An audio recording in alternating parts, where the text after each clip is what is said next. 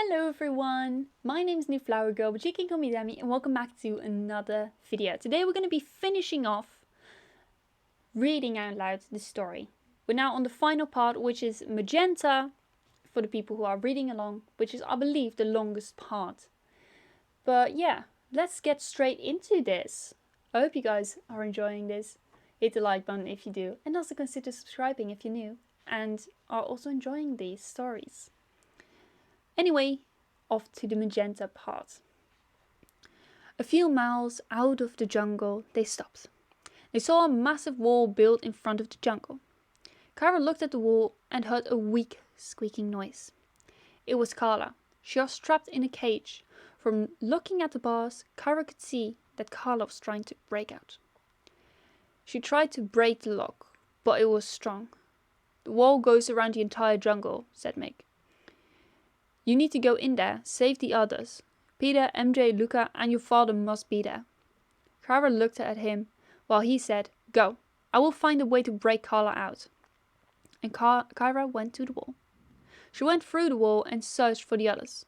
When she got to the thick jungle part, she started to see blood and a few of the bodies of those she was trying to protect. With every step closer to her target, she felt her heart drop. Seeing those bodies everywhere, it made Kara weaker. She couldn't protect them, but she knows her friends, father and boyfriend are there too. That gave her strength. After a few minutes walking, she got to an open spot. There were no trees here. Kara recognized the spot. This was where she and Luca fought, when he was under his father's control. She heard a click. Kara looked up and saw a net falling onto her. It was a heavy one, reinforced with all kinds of metal to make it heavier. Kara couldn't get up, even if she tried. Well, look what we catch today. That was an Australian accent. Shira is supposed to have a British accent, like an overly British accent, but I just did an Australian accent. I'm so sorry. Well, look what we catch today, did she hear from behind her. It was Shira while she continued talking. A person who claims to be the protector of this jungle. You're not doing a great job at protecting it. Kara looked up and said, It was because I was cleaning up your mess. Oh, said Shira. It sounds more like I'm cleaning up your mess. Luxuria laughed. Kara looked left and saw her friend's father and boyfriend in a cage, all beaten up. Kara got angry and tried to get Shira to fall. Shira chuckled. It's cute how hard you try. But that blast you made there, niece, it weakened you a lot. You don't have the strength now to fight me, to protect those you love and care about. What will they think? Can they cower behind you like they did before? What can you do now while you're stuck? Kara closed her eyes. She thought of all the fun times she had with her friends and with Luca. About how she met Luca and Lando. When she got Carla. About the time when she and Luca went to the jungle to set those pandas free. And when they kissed. She gathered all her strength. All the strength she had left and raised up into the air. Shira looked at her and laughed. This was what she wanted. With Kara's powers being exposed, Shira tried to take it from her. But before she could even do so, she got thrown hard against a tree. Kara was glowing. She freed her friends, father and Luca. But what she didn't know was that Shira was also glowing. Tommy grabbed Kara's arms and said, Kara, out of all the things I've told you, there was one thing I never told you. Your mother never died. Kara looked at her father in disbelief. No, said Kara. I saw her die that day.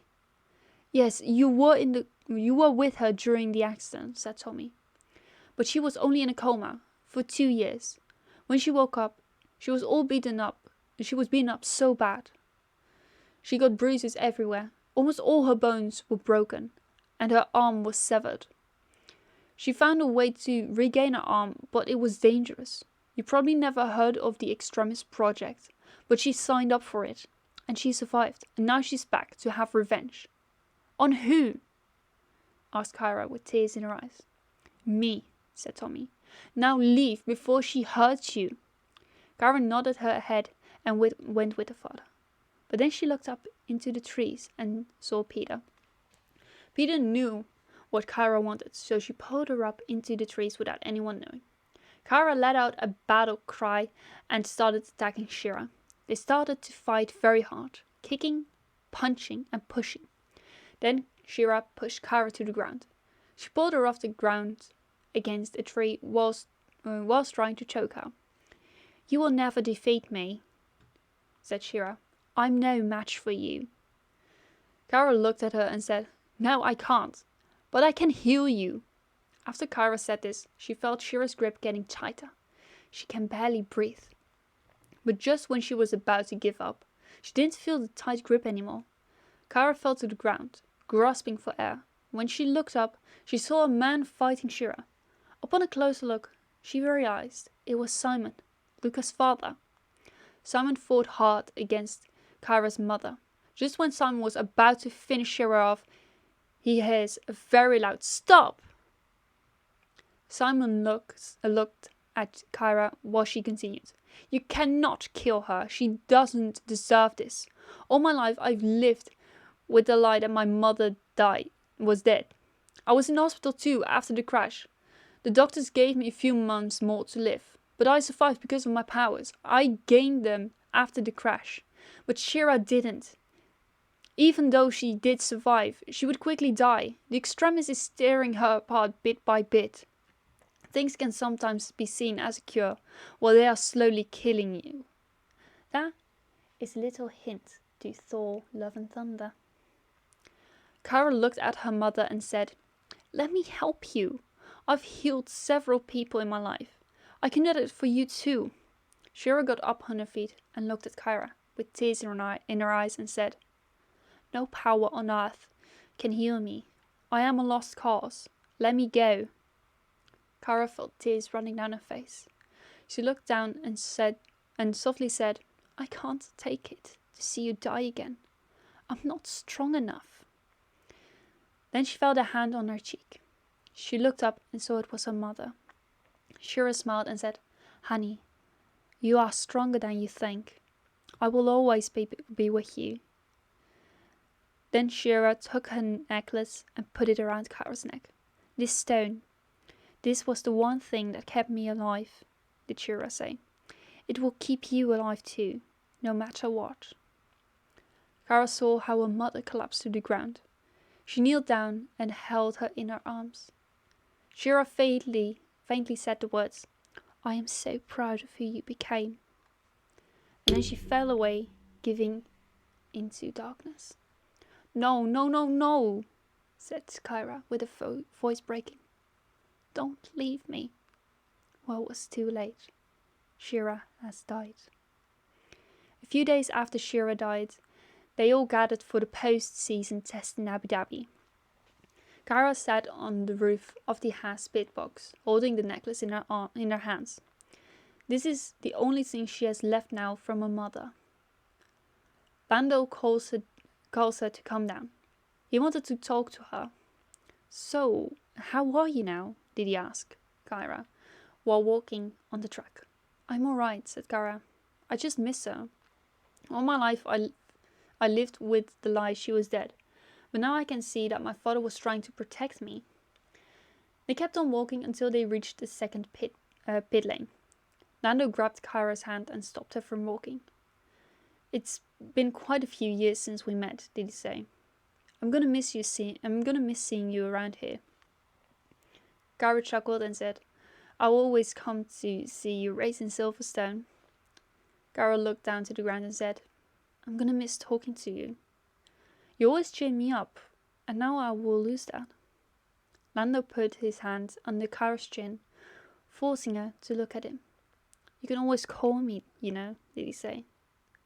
Then he kissed her. They walked back to the main pit lane, and there they said their final goodbyes. Kara and Luca are going to England, where Kara grew up. When they landed, they went straight to their new home. This is their life now, living in the middle of Bristol. For Luca, a great unknown, but he had Kara on his side. A few years went by. Cara and Luca were happy. They saw McLaren win several races in Silverstone, and on TV, they saw how McLaren clinched their second Constructors' Championship since the last time they were in Abu Dhabi. Cara's phone was always ringing. Nick Fury was trying to contact her every day, but she never picked up. She was done with being a hero. She wanted to be a normal woman and live a normal life. One morning, Cara wakes up feeling sick and tired.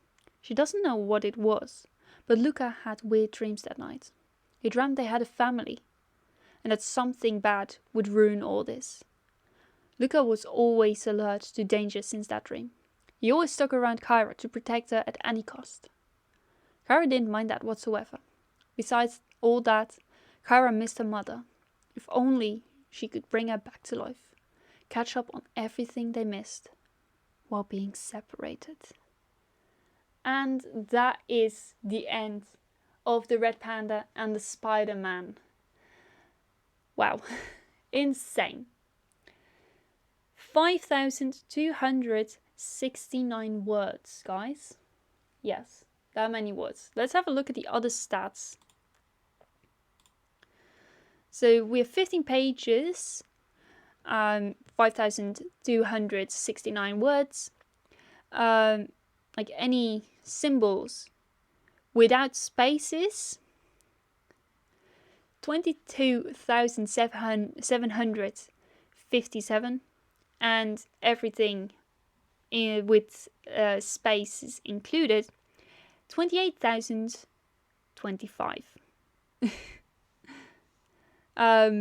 Yeah, it's insane how much I've worked on this story and like how long I've worked on it. But yeah, it's now finally done. I hope you guys enjoyed it. And yeah, we can now finally start on part 3. Basically, as soon as this video has been uploaded, we can start on part 3. And that will be the final part of the Red Panda trilogy.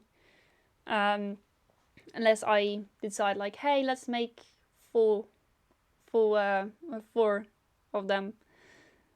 But I don't think I can do that because my imagination is limited. So we'll just keep it to a trilogy, just like, you know, Iron Man, Captain America, yeah, Spider-Man, just like those movies, Lord of the Rings, The Hobbits, Jurassic Park, Jurassic World, what else? Yeah, that was it. That was those are all the trilogies that I know of that I watch. Before 2008, Rambo. That was also a trilogy. I basically have the triple special edition DVD box, which are just the first 3 movies. And I like to call that the Young Rambo trilogy. I just made it up on the spot. I've never ever called it that way. But, you know, in there Rambo is young. Yeah. They are good movies though. But anyway, that's it for all the stories for now. As soon as this video has been uploaded, I will make a start on the 3rd and last part. But yeah, let me know what you want to have in there. If you see me commenting on there, saying like, that's a good idea, then it means that I have not had that idea yet. If you see a heart on your suggestion comment, you will see that, you will basically know that I've had that idea already. So yeah. But you know, that's it from me for now. Like while you're at it, subscribe if you're new, if you want to see me make part 3 of the story. I also need a name. I want it to be something war. You know, like how Captain America 3 is called Civil War, you know. I want to have like something war, maybe like Bamboo War. But, you know, come up with your best kinds of wool that involve red pandas. Because, you know, the story is called The Red Panda. So, yeah. But, you know, that's it from me for now. And I shall see you guys in another video. Bye!